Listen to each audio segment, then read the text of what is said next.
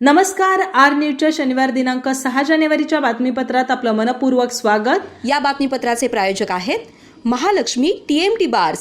नाते अविरत जुळते आणि प्रत्येकाच्या मनातील चव जपणारे महालक्ष्मी सुरेश मसाले.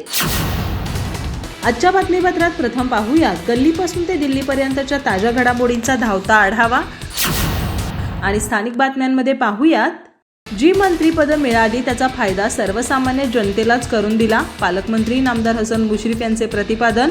गडिंग्लज इथं झाला संजय गांधी निराधार योजनेच्या प्रमाणपत्र वाटपाचा कार्यक्रम. चंदगड तालुक्यातल्या राजगोळी येथील विवाहितेच्या मृत्यूस कारणीभूत असणाऱ्या गुन्हेगारांना फाशी द्या. सुरुते येथील महिलांचा चंदगड पोलीस ठाण्यावर मोर्चा. कोणत्याही दबावाला बळी न पडता घटनेची चौकशी करण्याची करण्यात आली मागणी. गडिंग्लज प्रेस क्लबच्या वतीनं पत्रकार दिन उत्साहात साजरा.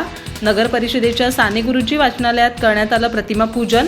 नगर परिषद, लोकमान्य सोसायटी आणि रवळनाथ हाऊसिंग सोसायटीकडून देण्यात आल्या पत्रकारांना शुभेच्छा.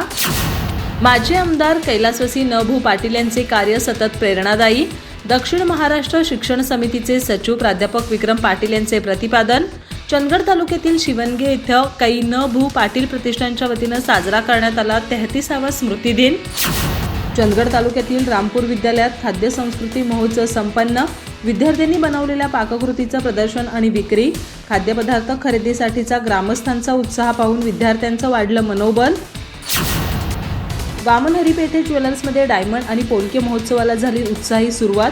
अभिनेत्री अमृता खानविलकर यांच्या हस्ते करण्यात आलं उद्घाटन. कोल्हापूर येथील शोरूममध्ये 21 जानेवारीपर्यंत सुरू राहणार आहे महोत्सव. आजपासून सुरू झालंय बहुप्रतीक्षित असणारं भव्य संजीवनी कृषी प्रदर्शन. 9 जानेवारीपर्यंत सर्वांना घेता येणार आहे याचा लाभ. पाहूयात यामध्ये काय काय बघता आणि काय काय खरेदी करता येईल याची एक झलक.